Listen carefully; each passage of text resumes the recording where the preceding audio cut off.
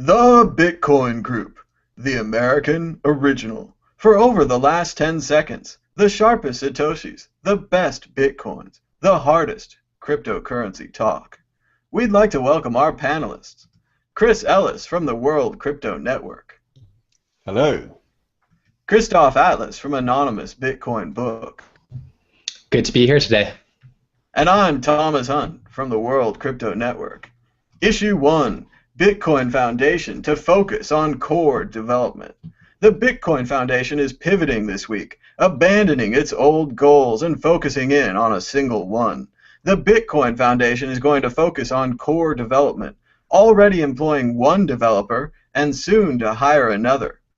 Chris Ellis, is this a good thing for Bitcoin? Well, it's marginally better than where we were beforehand, but I think I've noticed a lot actually recently. A lot of these companies are struggling to maintain their relevance. I noticed that OneName.io announced that they're going to be open sourcing their code, possibly in response to the blockchain ID project that I launched a couple of weeks ago. And I think it's partly because, you know, people like Fred Wilson and other sort of the members of the aristocracy, and I'm including John Matonis in that group, people, let's just say the people that have, are feeling the pinch a little bit because everyone, no matter what their status in life, is competing to stay relevant because we're all, you know, trying to keep a pace with the changing nature of the universe itself. So I have noticed this a little bit, and I did think it was a bit weird, particularly with a company that is working in an open source area. I'm still talking about OneName, announcing that they're now open sourcing their code because I just assumed it already was open source. It kind of begs the question as to, not in a philosophical sense, as to why it wasn't open source in the first place. Now, one of the things that I really liked was in the comments on the Crypto Coin News section, and this is John Barrett, who's host of Bitcoins and Gravy, and I'd just like to read what he said. You know, it's just absolutely beautiful. He says, "You feel pressure, you fear governments, you have been threatened, you bow to imperialists, you have the communication skills of a sixth grader." My apologies to sixth graders everywhere. "You have the transparency of a syrup-covered waffle with powdered sugar and a bright yellow pat of rich creamy butter. You are the kind of men who praise atheism while completely ignoring a massive body of academic research and literature of comparative religions." He goes on like this for some time. "In short, gentlemen, and I use the term extremely loosely, you are unfit to rule. You are unfit to educate. You are unfit to be the good stewards of this great new technological advancement that has the potential to either cast us further into darkness, indebtedness, confusion, and rage, or to lead us to a better place where true equality, integrity, and honesty rule our collective consciousness." And he just, I mean, check this comment out anyway. It's 10 times better than the actual article itself. The guy from Bitcoins and Gravy, I just thought he summed it up really, really well. I don't think this really matters. It's like, yeah, cool, that's a good thing. Of course, I want to see more development, but it kind of makes me wonder, like with OneName, why they weren't doing it in the first place. Well, but think about the Bitcoin Foundation here. They've given up the community. Running the Bitcoin community is now up for grabs. Running Bitcoin education up for grabs. They were never running the community though. What were they fucking doing? They were fucking like just going to lobbyists and like just being, you know, just like well, the lobbyists. They just ran out of money basically. They just ran out of money. They ran out of money. They ran out of money and they realised it was cheaper to pay core dev than it was to keep pandering to governments. That's all that happened. I heard they still have a budget of $180,000 a month. So I'm not sure they're out of money yet. And if they're going to pay 2 developers, that takes money. That's not sustainable, though, is it? That's not subscriptions. I mean, I don't know. Mm-hmm. Businesses paid them a lot of money. They have a large endowment, I suppose. Christoph, what are your thoughts? Yeah, I guess it's better for Bitcoin. I've been saying for months now that they should drop all the other BS and focus on the core developer. But then, of course, when they do that, people's next obvious question will be, well, why are we paying them to pay the core developers? Isn't Bitcoin supposed to be about disintermediating middlemen? And they start to look a lot like middlemen at that point. So then the next question is, why not cut them out of that loop as well? And I think that's a reasonable question. It's interesting that this comes after John Matonis leaves the Bitcoin Foundation. really, when I saw Patrick Merck, their lead counsel, being pushed to the forefront to lead the Bitcoin Foundation, the last thing that I would have expected to hear from them is, well, we're taking all of the lawyers out of the loop and we're going to be focusing on programming. It's unexpected to me and interesting, and I wonder what's going behind the scenes exactly. I wonder if they only feel comfortable with removing the Bitcoin Foundation as an interface with government because there's some other organization that is now going to step in and take on that role, whether that's I don't even know the names of these organizations. I guess there's Data and some other. There's that I forgot the woman's. For digital commerce, whatever, digital currencies, the CDC, which is of course Center for Disease Control. Right. So I find it hard to believe that all of the moneyed interests that are going to be relying on having the ear of politicians are just going to step away from courting regulators. That doesn't make much sense to me. So I'm sort of waiting for the other shoe to drop on this issue.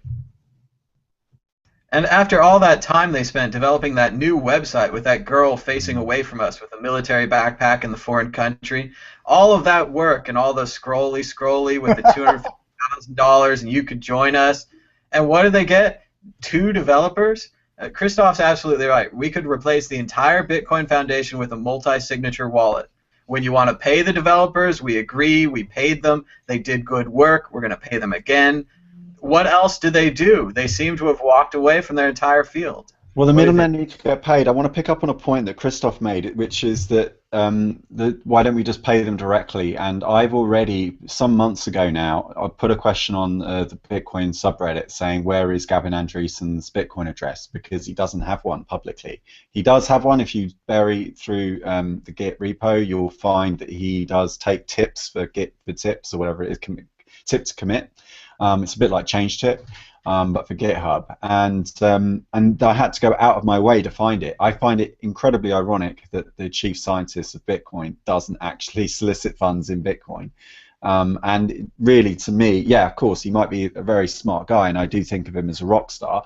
But being clever doesn't mean that you can maybe look the other way now and again when you see middlemen coming along wanting to take a cut for no justification. Exit question. Some, such as Mad Bitcoins, have proposed a dark Bitcoin foundation to support the ideas of anonymity and privacy. Would you support such a foundation? Chris Ellis. No, I don't. I think foundations are pointless. I thought we made the right decision calling ourselves a network, because that's what we are, a network of people. It's not a foundation, though. Christoph, Atlas. I'm a bit ambivalent about it. I posed this question on Twitter, I think last week, and most people were saying they didn't think it made too much sense to have that there's something antithetical about having a centralized organization that's trying to promote decentralized principles. But there definitely are some efficiencies that are gained through having a degree of centralization, or what I would more aptly call leadership. I think that even decentralized organizations do need leadership, and the projects that I've seen that do the absolute worst, that are doomed to failure, are the ones that don't have leaders, where they try to treat everyone as complete equals, and they take this kind of like flat approach to across the board to furthering their goals. I think that's a recipe for disaster. So I accept that there are some individuals that are in the best position, or they're in a better position than the average Bitcoiner to make informed decisions about how we should promote anonymity and so forth. This is all probably a moot point, though. It's hard to imagine that we could get any significant funding for such a thing, so I guess it's all pie under the sky. Well, you never know until you ask. And what I'm going to say here is just that the developers hired by the Bitcoin Foundation are not going to care about our ideas of anonymity and privacy. They're going to be working on receipts, chargebacks, tracking systems, probably the large number of transactions problem, which is a legitimate problem. But unless we say what we want from Bitcoin, and unless we somehow get some funding behind it. Maybe it just goes to a multi-signature wallet. Maybe it's a foundation and website name only. But still, there needs to be a way to fund people like Cody Wilson, Amir Taki, other developers who are doing this work, and it could be public. Remember, we need to, it is an oxymoron. We do need to build bridges so that we can get to a decentralized world so that we could never need those bridges again.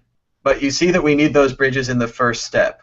It's very confusing, and that's why a lot of these companies are coming along right now, and they seem to be duplicating Bitcoin's functions. And you say, why do we even need a tip bot when I can just send Bitcoin to Bitcoin? And it works better, and it's more secure, and it's more anonymous, and all of those things, but it's just this bridges to decentralization that we're working on. But we'll move on to the next issue. Come on, Google. Issue 2, Deja Vu all over again. The U.S. Marshals are back with another tranche of Silk Road Bitcoins. This time they've got 50,000 Bitcoins available to the highest bidder. Tim Draper, winner of all the previous auctions, is said to be interested. Last time they auctioned Silk Road Bitcoins, the price went down. What will happen this time? Christoph, Atlas. Oh, well, I think it had a pretty short-term effect on the price, and I would expect that to be the case again this time around, especially since they're doing it in this kind of auction fashion as opposed to a big sell wall on Bitstamp or something like that. That would be an entirely different story. Hearing a story like this, I always experience a degree of ambivalence because the libertarian perspective on this, I'm not going to say that it's definitely absolutely the only way that you can look at this, right? But I'll throw it out there. Libertarian perspective on this is that there was a very large sum of Bitcoin stolen from people using a particular website from an individual that's now being held in custody. And so the libertarian perspective would sort of look at this the same way that you would look if the mafia went around stealing cars and then reselling them on used cars lots. We would feel kind of uncomfortable with people that bought those cars because we know they're stolen. In fact, the legal system would deal with that kind of scenario rather harshly. If you know that you're buying a stolen car, then you have a degree of involvement in the commission of the crime. So yeah, this is a tough story to hear. On one hand, I think it's good that the Bitcoins are being liberated back into the Bitcoin ecosystem, and I'm sure that the people who are buying them are all sorts of noble and so forth. But on the other hand, you could say that the FBI is essentially the largest Bitcoin thief in the world, having stolen hundreds of thousands, maybe 1 million Bitcoins by now, I don't even know, but a very, very large amount, amounts that probably stagger the other thefts that have taken place so far. And it does seem worse that this group of criminals is publicly auctioning their stolen Bitcoin time and time again. None of the other hackers have the audacity to do that. Chris Ellis. Well, he hasn't even been indicted yet. Sorry, he hasn't even been convicted yet. He's only been indicted. So I don't have a lot to add really to what Christoph's saying, except to say that I think he's been a bit too generous to the FBI. They have stolen those coins because we haven't had a verdict, and I thought we had the presumption to innocence. So yeah, I think they just want the money. I just think they're being greedy. I think it's mostly I've said before. I'll say it again. I think the government felt like they were being made to look stupid because some hacker comes along and just solves the war on drugs, and it was what is it now, $26 billion that they've flushed down the toilet trying to stop drugs getting into America, in spite of the fact that more than 60% of people, when asked in surveys, admit to doing drugs in America.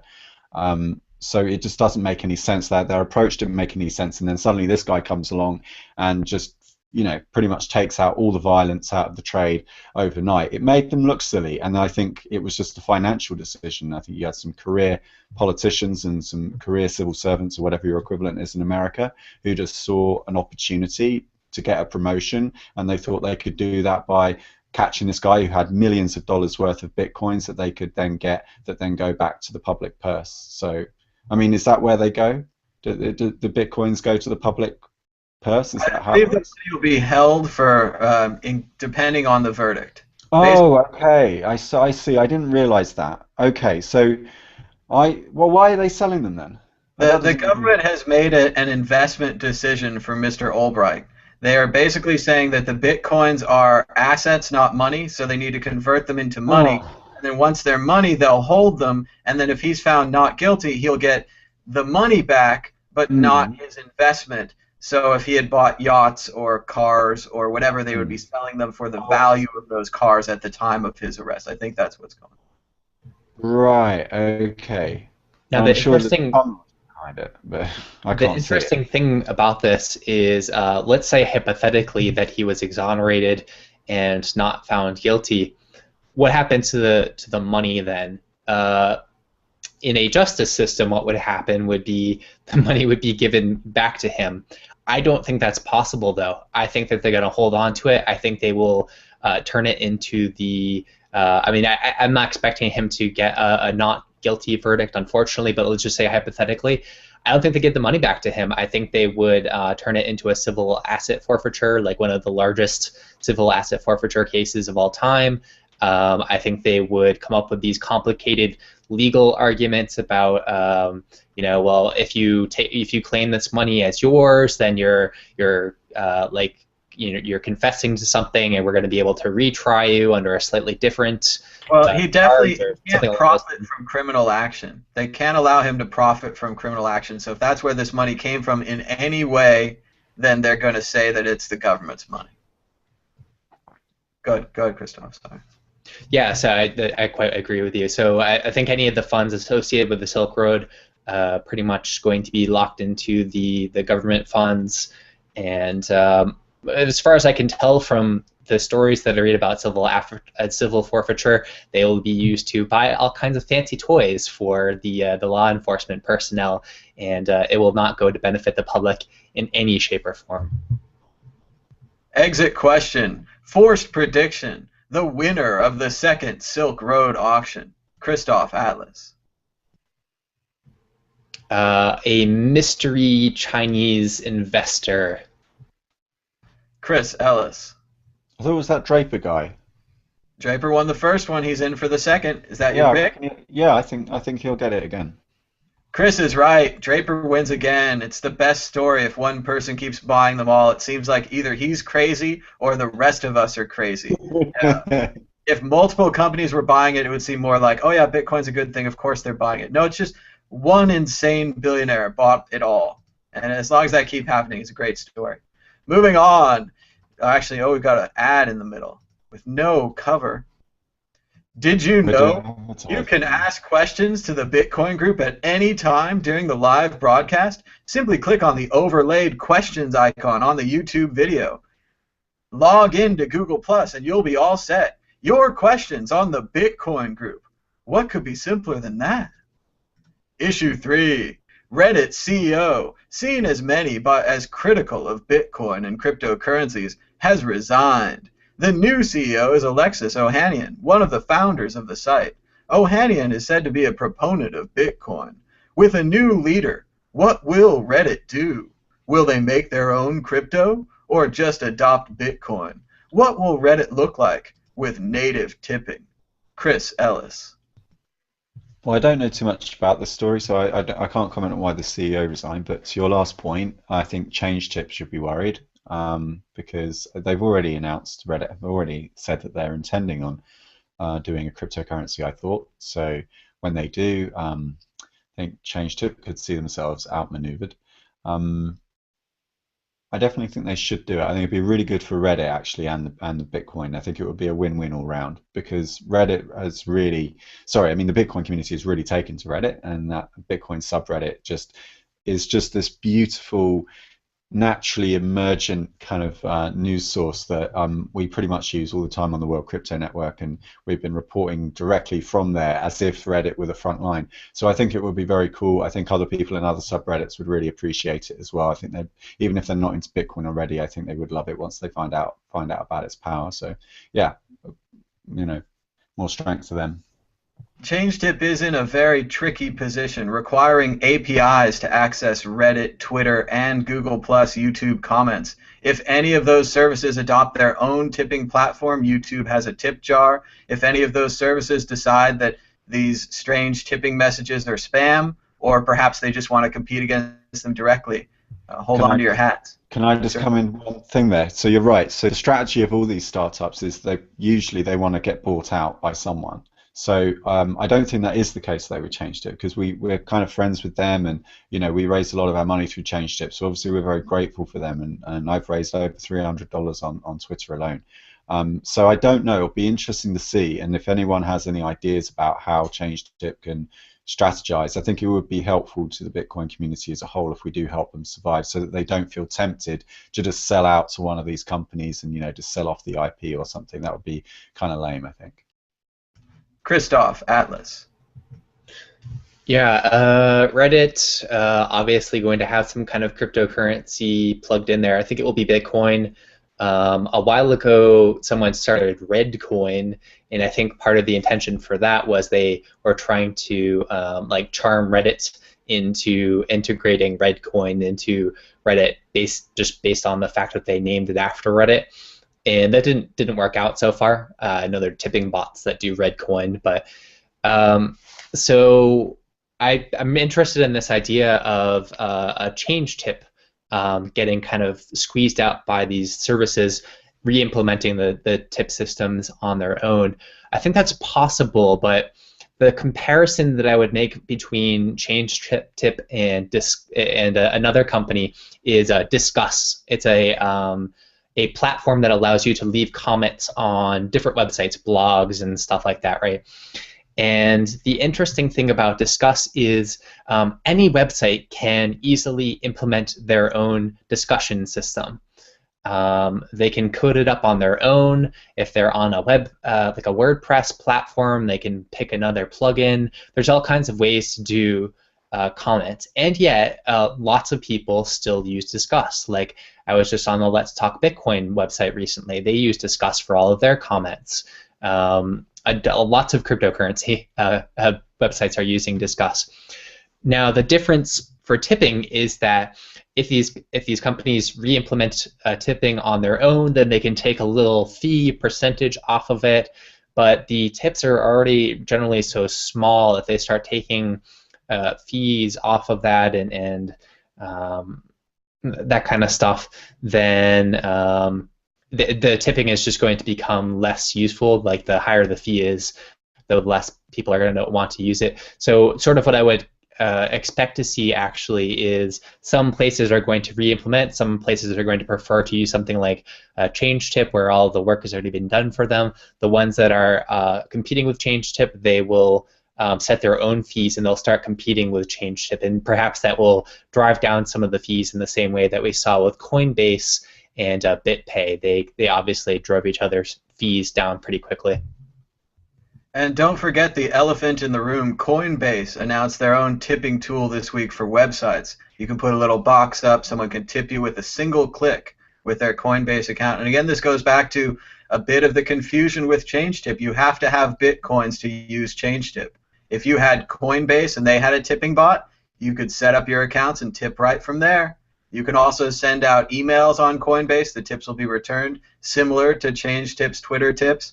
It seems all Coinbase would have to do is write a couple of APIs for Twitter, Reddit, YouTube, and then there'd suddenly be competition. The article also revealed that ChangeTip is using Coinbase's API as well. So there's a lot of API reliance there. And I'm sure a lot of you recall a few years ago, there were several independent programs on Twitter like TwitPic, several independent Twitter browsers on your iOS program. They're all gone now. Twitter wiped them all out by changing their API. So you have to be very careful when you're using another company's API because it's only provided for your convenience, and when the company decides it's inconvenient and they don't want to compete with you anymore, we've seen what happens. It's just history now. Well, the good news is that they could easily swap out the Coinbase API for another Bitcoin API, so at least they have that going for them. Which is nice. Which is nice. Issue 4. Pirate Party founder Rick Falkvinge warns the copyright monopoly wars are about to repeat. but much, much worse. Arguing in Torrent Freak that the copyright wars were just a warm-up, Falkvinge makes a convincing case that the existing institutions will not adapt well to irrelevance, and that they will fight. Christoph Atlas, have we witnessed the first volley? Have the Bitcoin wars begun? Yeah, it's certainly a possibility. Copyright has not died in the way that lots of people were predicting, at least not with the same kind of rapidity that people have been predicting. BitTorrent, the progression from all the way from the early file sharing systems to BitTorrent today has been huge. It's been quick, but it hasn't completely eliminated intellectual property stuff. And it's still the case that, especially in the United States and to a lesser degree in other countries, there are billions and billions of dollars being made by corporations purely based on this intellectual property system that we still have, despite the prevalence of BitTorrent, the ability to leak information from corporate websites and stuff like that. There's been these cypherpunk people that have been saying for ages that as soon as these systems come online, people are going to start leaking information all over the place. Information just wants to be free and so forth, and that hasn't been the case yet. I'm not even sure that it's necessarily trending that way. I think it may be trending just to a new equilibrium point, and so I think we may see parallels with that in the Bitcoin space as well. Chris Ellis. It's all about control. They just want control, but they're not willing to work. One of the ways you can identify a parasite is their lack of creativity. They're not creative. In fact, they've made most of their living for the last 3,000 years, since the beginning of information science itself, just making money out of taking the value away from the artists that produce it. And I'm going to talk about it a bit more later on, but I was at this open source science conference in Rennes, France, called FOSSA, and there were lots of people there that were talking about this over dinner, and these were very high achieving academics, physicists and computer scientists, biologists, geneticists, from all over the world. These were very intelligent, apolitical people. Like, they're not political, they're just intelligent. And they were just talking about how in France at the moment there's all these debates over the copyright and stuff. I'm working at the moment on my GitHub. That's why I'm not doing the videos so much. I've got to conserve my energy, and I'm coming up with some really good ideas on how people can be paid for their contributions that they make to civilization. And I'm optimistic about a lot of the other ideas that I'm hearing. I think we really do need to. Descartes said there's no problem that's so hard that can't be fixed with thinking. A lot of the failures that we've made throughout history have just been a failure of thinking. It's because people weren't ready to go back to first principles, throw out everything they knew, and actually think, long and hard about it. So I think this is all about control. I think Rick is right, broadly speaking, and we should be ready for this war, because these parasites won't go down without a fight. I agree. The old system is inflexible. It's similar to DEA agents who made their careers busting marijuana dealers. They don't know what to do anymore. Marijuana has been made legal recreationally. It's medicinally legal. Yet, at the same time, they still have these awards on their walls for busting these dangerous pot dealers who threatened America. And they're not going to adapt. They're not going to change their minds. We're just going to have to wait until they die off. This is a generational issue, and I think Falkvinge's right. There's going to be a war. There's going to be a larger confrontation than the copyright wars, and people already thought that was a pretty big confrontation, so get ready. Exit question: who will win the Bitcoin wars? Christoph Atlas.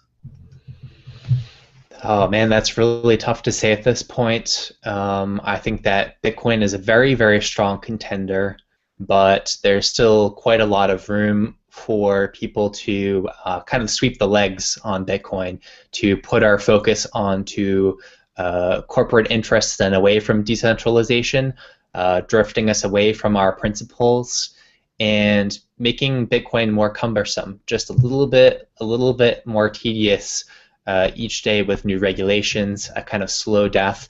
That's a possibility. I think that nothing is decided yet, and it is up to people like you and me and Chris to fight that and to push the core principles of Bitcoin forward. Chris Ellis. I don't think it's a question of who's going to win. I think the universe will win in the end. If we don't adapt, we'll die. And I think that this is more a case of about how ugly it's going to be. Like, how violent does this need to be, this transition? So they're going to lose, and they're either going to go quietly, and the good, honest people of this world are going to be rewarded for their work, or it's going to get ugly, and it won't be, it'll be something else. It'll do the other thing.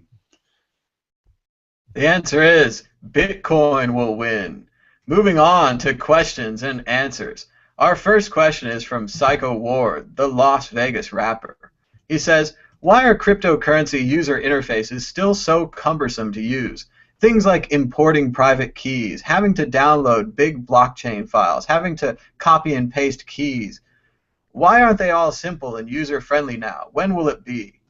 I think this is a really good question. Yeah. No, he's bang on the money. He's absolutely bang on. And I talked about it at length in the talk.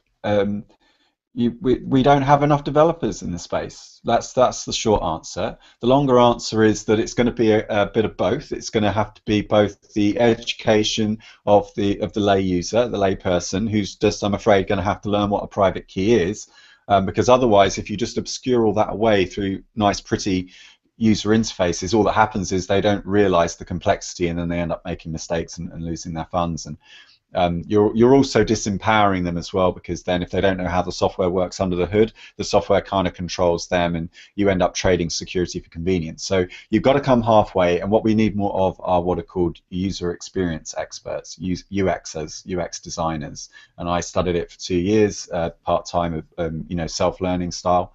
And we need more people like that. You have a camera on your laptop, and you can actually video the person as they're using your software, and it shows you both screens. So you get picture in picture, and then you ask them loads of questions about, like, would you recommend this to a friend, and what's the part, what one thing would you do to improve it? All these kind of questions about how easy it was to use and all that kind of thing. And so you actually get honest feedback, and then you feed that directly back to the developer. There's also another project called Cucumber, which is in Ruby, which allows you to put plain text objectives and instructions into a kind of pseudo code, which then directly come from the product owner and the user, and that gets sent direct to the developer. So the developer actually has that appear in their Git repo, and they can actually start to code, the pseudo code into their actual code, and then that gets fed back to the other stakeholder, and the stakeholder says, did you do it or did you not do it? No, this is what I meant. Do you see what I mean? So look up Cucumber. It's really, really good way of interfacing between developers and end users, and Bitcoin needs that in spades, because right now it's got far too many advertisers and marketers.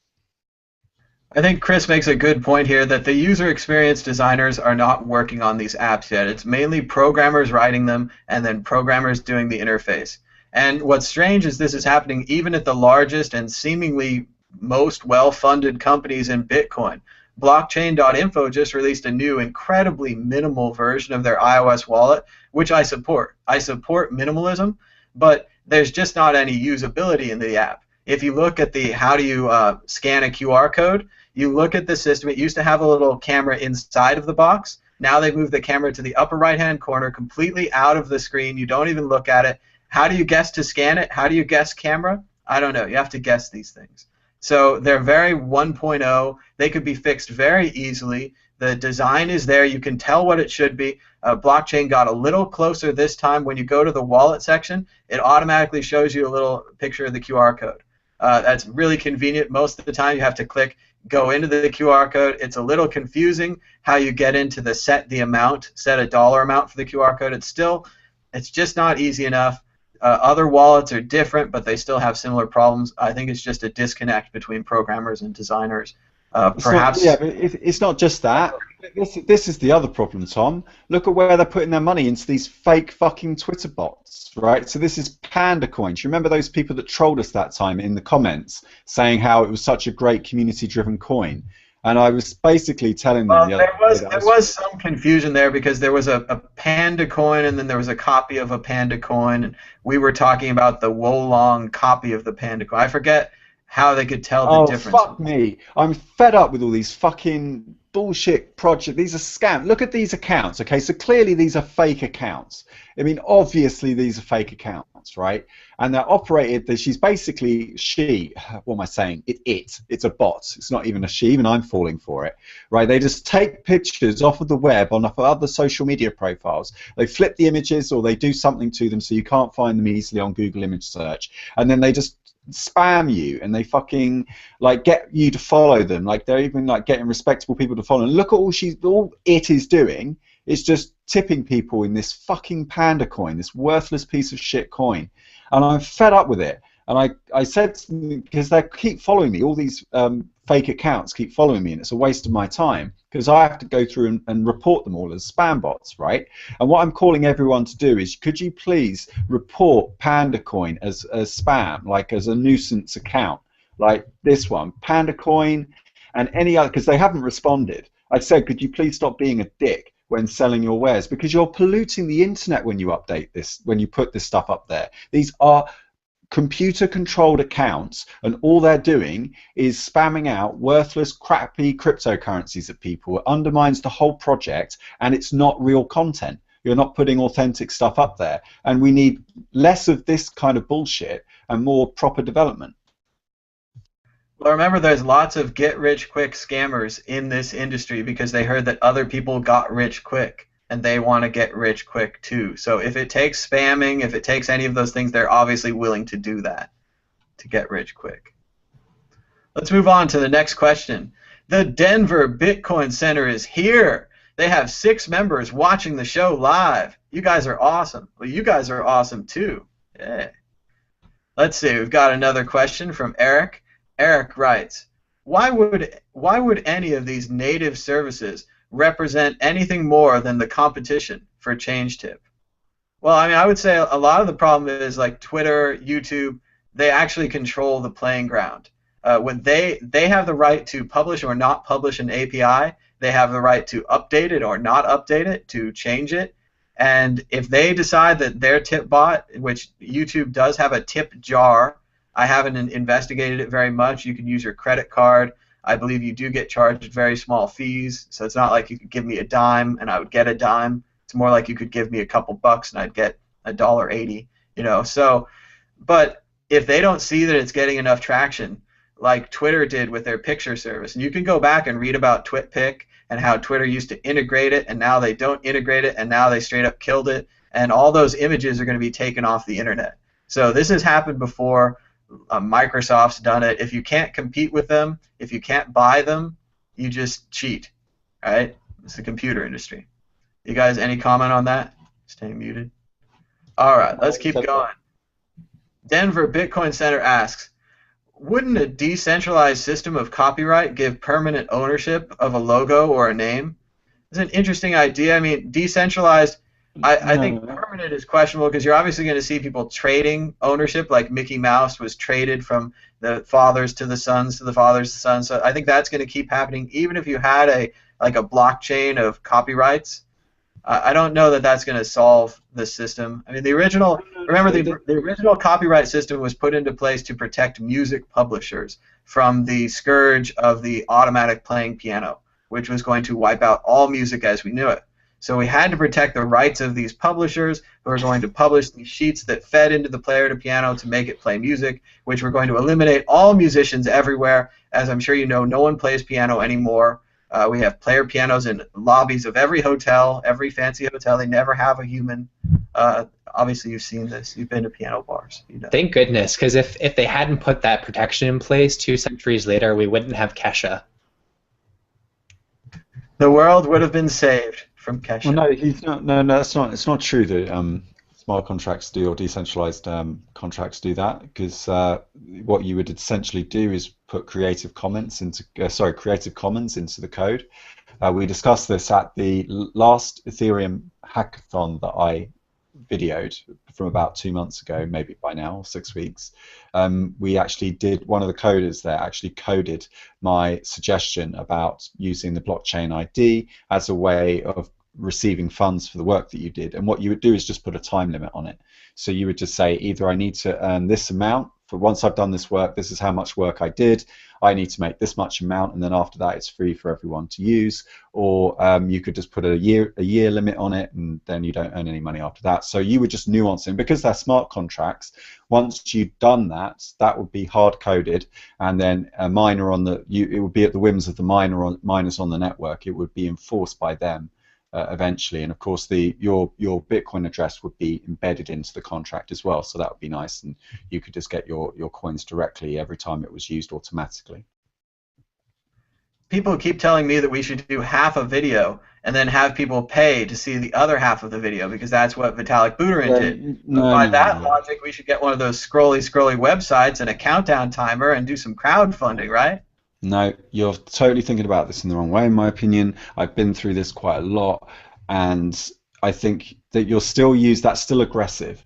People are still paying each other out of necessity rather than free will. You want this to be a completely voluntary system, a world where people pay each other because they want each other to exist, because they love each other, not because they have to, not because you're using passive aggressive signals like, well, I might give you it, but I'm not going to give it to you. Like, you know, I definitely like upselling. I think there is definitely a value add for sort of velvet rope treatment. Like if it costs me something, then I charge you more.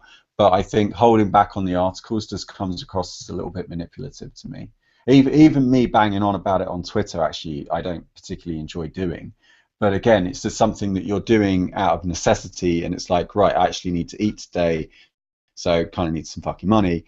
But eventually I see a world where people pay each other voluntarily because they actually want to see that exist. And that's why you're paying someone. You're not paying them for something they did. You're paying them, presumably, because you want them to keep existing in the future. What are they going to do? Take the money, go in a time machine and make it like it never happened? And no, like, that doesn't happen. So I think you pay your debt off to the universe. You pay off your energy costs, because energy, like this electricity in this house isn't mine. Well, it's not mine, you know, it belongs to a family member, but it wouldn't be mine even if it was mine, if you see what I mean, because it comes from a common resource, right? That's not someone else's energy in the future, because those fossil fuels aren't just going to grow back at the same rate that we're burning them. So it's a common resource. So I'm just burning a common resource. Now, let's say the world runs out of energy and we've only got 15 years left. No amount of money is going to save you at this point. Money is not time. It can't just invent new fossil fuels. So you can have all the money you like, and great, you've got a world full of money, but you've got no natural resources to draw on. So we have to think about this in a completely new way. Moving on, next question, really more of a comment, so let's give it a try. He says, from our Bitcoin, originally zero hedge, the G20 announcement in Brisbane on November 16th will formalize a bail-in for large-scale depositors. Let's see. So that having money in the bank. Interesting. I haven't heard of that. I guess it was a couple of weeks ago. You're confusing something. You're thinking that your balance exists. It doesn't. It's not balanced. We all know this, called fractional reserve banking. Your balance is actually referred to as a liability. It's a liability because there's a chance that everyone could turn up to the ATM and ask for their money back straight away. And the banks know, and everyone knows, that if they did that, the whole thing would have to close. That's not even a secret. It's not conspiratorial to say. They run fractional reserve lending. Banks, particularly in the UK, are known to lend up to 30 times what they have on deposit, and it's a scam. What do you call it when you tell someone one thing and actually something else is true? It's called fraud. They're lying to you about the money in your account. They always were. It was always just a function of time. Next question from Eric Russo. He says, I still say the whole reason they pull these busts is to get more Bitcoin to throw the price off on the public exchanges. It does seem that way, but also in another way, it seems like the government is legitimizing Bitcoin by seizing it and selling it. Clearly it's a valuable asset. Clearly it's not just a math formula. If this was some kind of science project that Mr. Albright had on his computer, we would ignore it. We'd put it to the side, and after the trial, if things went well, his science project would be returned to him. But instead, they've said this science project is of incredible value. We have to split it up into parts and sell it to the highest bidder as soon as possible, because if you're held guilty, we're going to keep all this money and do whatever we want with it. So I think it's enhancing the value. Christoph? Yeah, it's so interesting, the relationship that Bitcoin has to governments, because there's all these people that are trying to lobby the government for leniency. And it's almost like they want to pretend that if Bitcoin was not censorship proof, it wouldn't be immediately shut down, right? Like if Bitcoin was, one of the properties was Bitcoin was just that it could be shut down easily. Do you think that there's any possibility that all of these governments all over the place would not just be scrambling to shut this stuff down? They wouldn't even let a guy in the United States start circulating like a gold or silver based currency, and they came up with some BS about how he used the word dollar in it and how that was going to copyright infringe on the US dollar, some ridiculous nonsense. No, they would absolutely love to kill Bitcoin. It's like the government is this lion and Bitcoin is the hunter with a rifle, right? And we're all trying to pretend as if the rifle wasn't there, they'd still be good chums. You know, they'd be rolling around and on the ground and having a good time, and the lion would let him go for a little ride or whatever. That's what the lion wants you to think, so that you relax and you take your eye off of him for a few moments so he can pounce. So yeah, I think that the government, I don't know if the busts are necessarily the best way for them to accomplish undermining Bitcoin, but they definitely, it is part of their desire to undermine these marketplaces that very much make them very nervous to see their livestock kind of taking their attention away from the stock markets and from the openly highly taxed ways that you can exchange goods and services. If they start looking at some free market alternative, that makes them very, very nervous. I think that Christoph and Falkvinge are right here. It's not just that Bitcoin, the currency, is a problem. That's been put to the side. It's these markets that are the problem. He created this open market. Anyone could sell anything. He made a lot of money on it. Clearly, by capitalist standards, he's a great capitalist. But he did it illegally. He did it against the government. They're going to take it from him, but they can't stop the Bitcoin. So they've already moved on, leaving the Bitcoin alone. Now they're trying to stop the markets. Once the markets get decentralized, they're going to try to stop the people who are decentralizing the markets. This fight continues, and it keeps getting worse for them. I don't see how they're going to turn this around. I don't see how they could even properly strategize to win and see a condition where Bitcoin goes away and their status quo continues. I just don't see that. Maybe they have better prognosticators and thinkers than we do. They can think of that. But we've also got a great comment from Eric. He says, consider it this way. The government can't mine because that would make the difficulty go up. They can't buy it because that would cause the price to rise. So the only way they can get Bitcoin is stealing it from users. Of course, they are making the fatal mistake of then selling it back to get dollars again, which, as we all know, because of inflation and the massive printing of money that goes on at all times, are essentially worthless. So it's a bit questionable what the government's doing. We've got a couple more questions. The Denver Bitcoin Center says Barry Silbert and his syndicate. I'm not sure what that's in relation to. To win the bid for the Silk Road coins, Barry Silbert has been soliciting people to join with him to create a combined bid for the Bitcoins. That's a good point. I heard about that, but I forgot his name, so I meant to mention that. So thanks for bringing that up, Denver Bitcoin Groups. Excellent point. We've got a couple more questions from Eric. We'll try to go through these. He says, to me, all these groups do, like the Bitcoin Foundation, is make promises to regulators and VCs that they have no authority to make, and that the Bitcoin community would probably disregard anyway. I think he's right on there. The Bitcoin Foundation is only a name. It doesn't have the right to speak for you or for me. It speaks as a business group for businesses that have given it money, as well as individuals who have given it money. And it seems to, that's why I warn about the anonymity and that it'll be business-focused Bitcoin. Because that's their record. That's who they say officially on their charter, that they exist to serve these businesses who have paid them. And that's fine. That's what they say publicly. We've got one more comment. He says, my feeling is if you want to make an adaptation or a creation for Bitcoin, that you write it. If people like it, they'll implement it and pay you for having made it. I think that's a great point, and a lot of people need to remember that Satoshi wrote that white paper, and that was a really great public exploration of his ideas.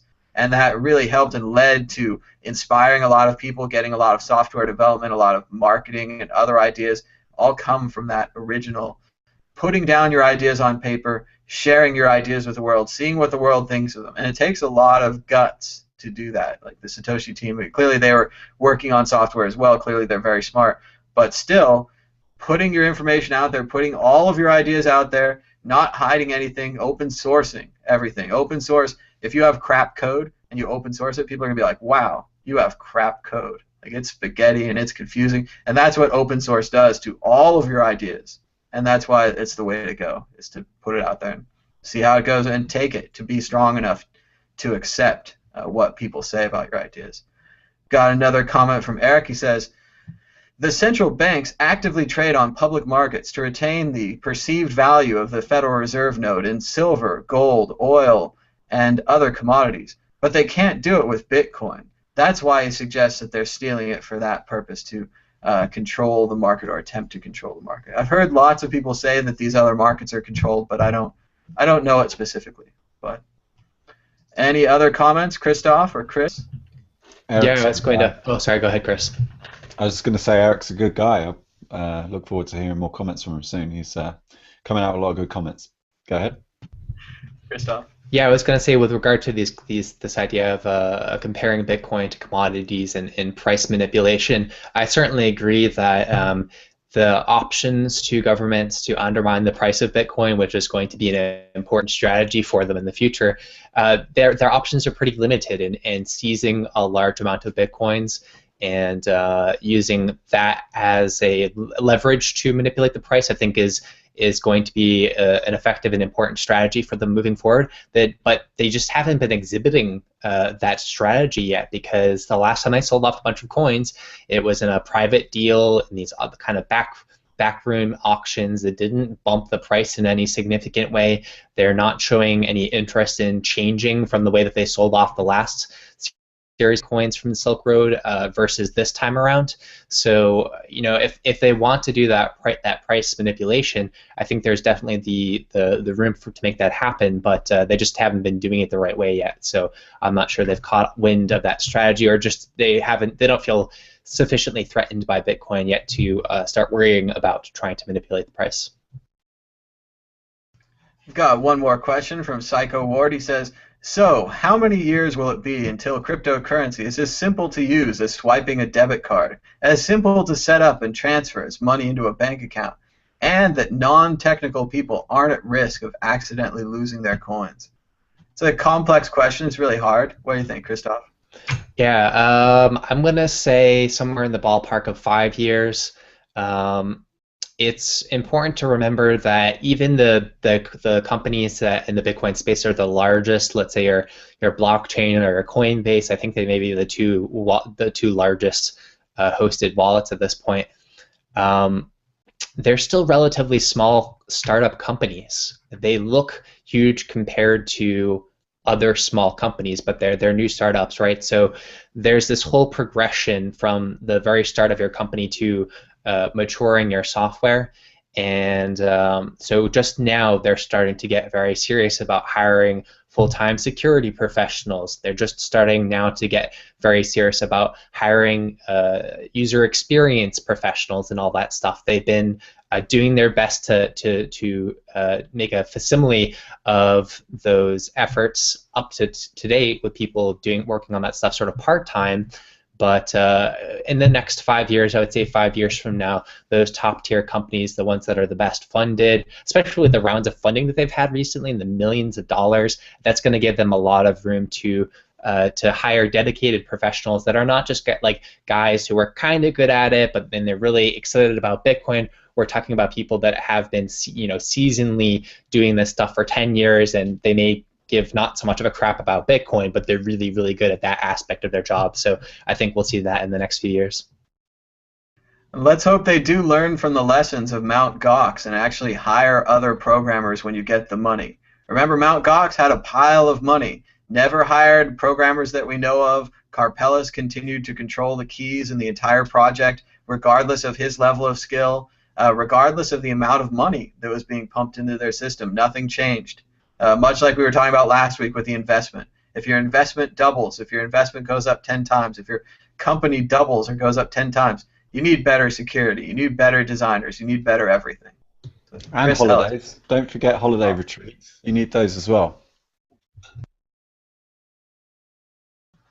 I don't know anything about that. We're moving on to predictions or story of the week. Chris Ellis, are you ready with a prediction or a story of the week? Am I? You bet I am. So I just want to quickly tell everyone to make sure they check out Jason King's response to Ben Dornberg's open questions about the transparency at Sean's Outpost. He asked Jason a lot of very hard questions, and I have to give credit to Jason that he's given a very, very lengthy reply, quite heartfelt too, actually, in parts, because, you know, Ben is basically like my hero now. He's going after anything in the Bitcoin space that looks like a whiff of corruption. He's asking hard questions. He's telling truth to power, and he's telling it early. And I think that we need more people like this. And just to be clear, absolutely clear, is that, you know, these are just questions. These are not accusations. They're not, you know, Ben is just like, look, can you just clear some things up, because, you know, we haven't got all of the Bitcoins accounted for that you said that you've raised. There were some questions over the use of the trailer that Jason got given for his cross-country run, that it was apparently still being used by Jason and his wife in a kind of a personal capacity, but Jason has addressed that issue here. And then Ben as well, I've just tweeted this article out, and I'll just tweet this one out.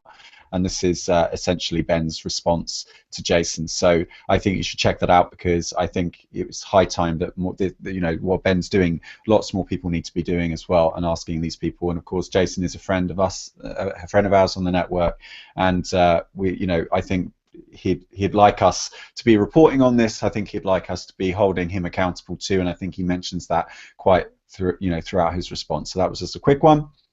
Also, I hope everyone was following the Feminist Hacker Barbie hashtag on Twitter. I found it very empowering and also incredibly funny, because it turns out that the makers of Barbie thought it was a good idea to write a comic book where Barbie is a, in quotes, computer engineer, and yet she doesn't know a fucking thing about code. And she has to rely on these two jocks, Brian and whatever, to do all the hard work for her, because she accidentally hacks one of their computers. And of course it was Taylor Swift who came up with the best, in my opinion, the best remake of the whole thing, where she just turned Barbie into this awesome fucking coder and computer engineer. And I love this beautiful philosophical insight at the end, where she says, know that computers and phones are built to let you do things, not stop you from doing things that are unsafe. Think of it kind of like a car without airbags. Just beautiful, beautiful, beautiful stuff. And we need this to be more, you know, more in the mainstream. And I think that's what Taylor's doing. She's using her leverage as the #1 pop star in the world right now to get the message out there about InfoSec. Okay, and I know that she's sort of claiming publicly that it's not her, but actually I think this is actually her. Okay, it's a double bluff, because she can't have her manager knowing about this. She can't have her label knowing about this. It would be bad news, all right?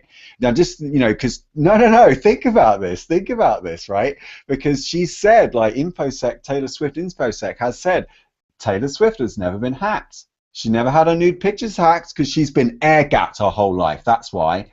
She doesn't get her nude pictures hacked. She keeps them on an air-gapped device. So anyway, just to quickly tell you that I had a great time in Rennes, France, where I was at the FOSSA 2014 conference. I had no idea so many very, very, very, very smart people were going. There's like physicists and biologists and geneticists, and oh my God, it's like, yeah, in Rio it's like this big French research institute, and they paid for me to go out there, and I got onto one of these types of planes, which made me feel like the Beatles. Always feel like that when I go out on these trips. And yeah, it was really, really cool. And yeah, I had a little Magdalene, you know, as you do when you travel with Air France. I had a hot dog as well, which isn't very French, but, you know, it was like cheap. And I didn't know if my food was being paid for at the time, so I just, you know, got it. And, oh, that was all my retweeting. So yeah, you can check out my talk. It's called First Principles. It's pinned to the top of my Twitter. It got very, very good response. In fact, I think everyone forgot to clap at the end, because I think they were a little bit shocked and stunned to hear what I said. It was kind of a bit weird, but it was lots and lots of questions, and then we had a debate afterwards. So I open sourced the whole damn thing, basically. Not only is the audio up on SoundCloud. I've also got all the slides available. It's all open source. All you've got to do is attribute it to me. You're free to take all of the material and reuse it, remake it, remix it. You're also free to fork the whole project. You can see a timeline in my Git history of all my mistakes. You can see earlier versions of the presentation. I didn't push this. I didn't publish this to the site until I was ready, until the morning of the day of the presentation, because obviously I didn't want to spoil the surprise. But you can see all the timestamps that I was tweeting out. You didn't know what they were. I was just like tweeting out these random hashes. Well, that's what they were. They were my commitment to you that I was working on this in the background, and that you could see that I was doing something, but you couldn't see what it was. So like I'd be making comments about what I was doing. I've been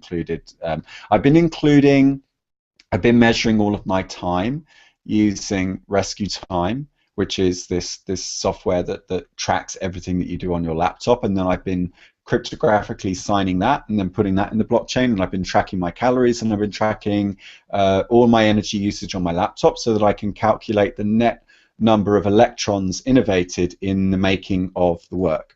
So that's electrons that have been innovated, because in physics you have this notion of the electron volt. You have a measurement of energy called the electron volt, which was like an upgrade from the joule, because what it does is it measures the equivalent amount of energy to move an electron through a potential difference of 1 volt. And it's basically describing energy as movement, which in my opinion is a much better way of understanding energy, because then it applies to everything. It applies to life and inanimate objects. It applies across the universe. So you can just get your calorie intake, you can look at your expenditure, just weigh yourself at least once a day and then calculate the difference.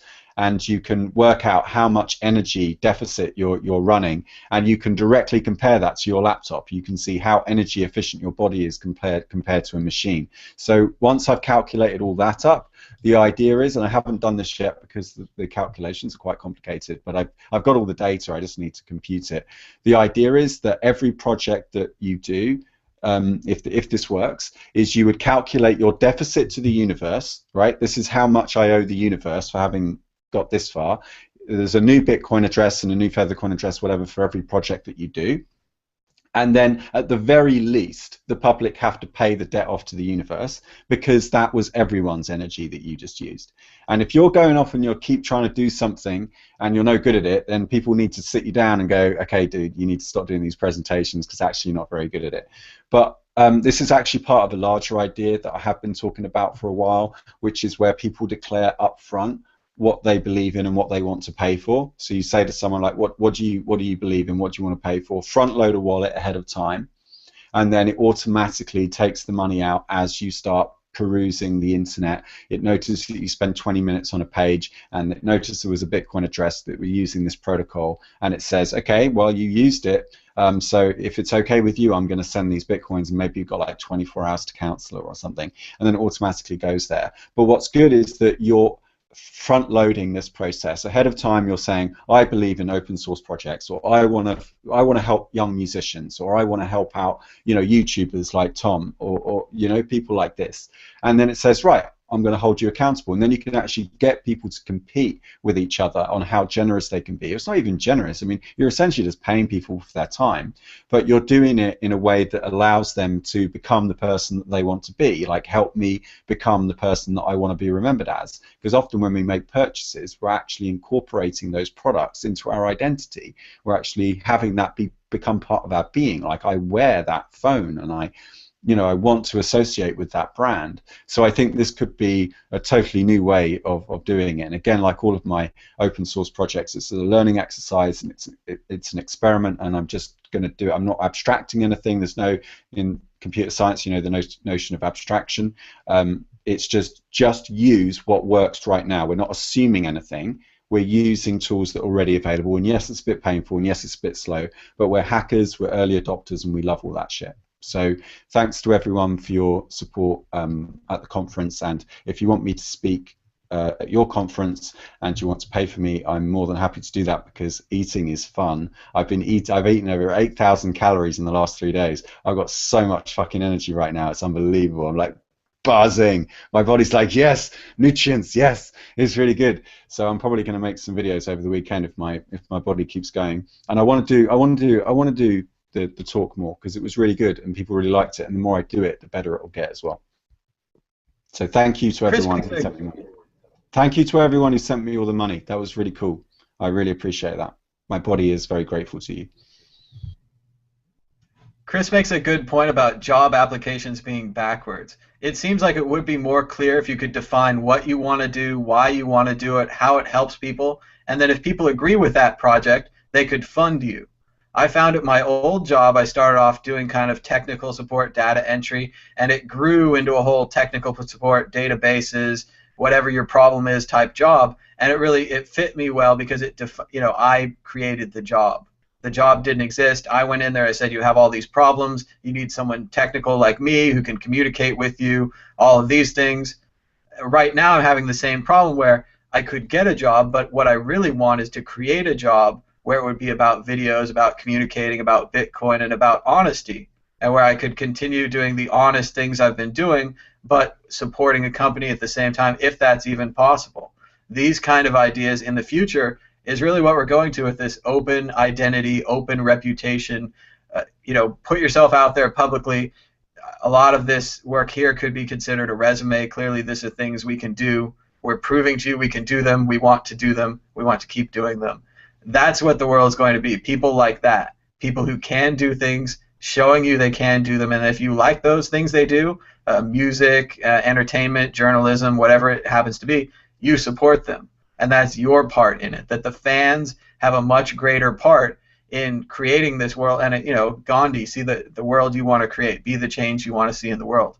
That's becoming literally true because of what computers can do in reducing this complexity. Christoph, you want to go ahead? Yeah, I was just going to say, I think that as that decentralization takes place, our lives are going to become quite a bit richer, right? More diverse, more interesting.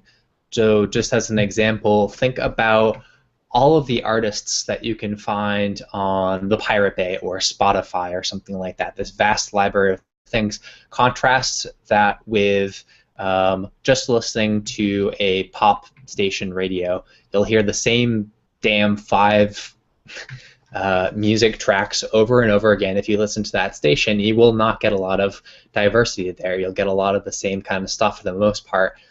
And so that's the old model, right? Which is we give all of our money to a few corporations. They give a bit of their money to a few artists, and that's how we get the music and content that we absorb funneled to us is through these centralized institutions that have a lot of the money and a lot of the power to choose who we are exposed to. But in the decentralized model, we get to choose among a vast array of different people that are offering content to us, and it's much more meritocratic as well, I think, because then we can really invest in what we thoroughly enjoy and what we get value out of, as opposed to the way that it happens now, which is we don't really get to always choose what we're investing our value into. A lot of that is chosen for us, so I think that will be a very good thing.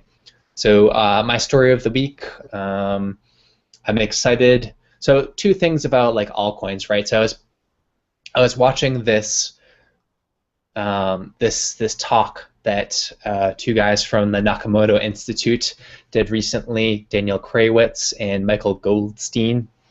And Daniel Kraywitz is at Daniel Kraywitz on Twitter, and Michael Goldstein is at Bitstein.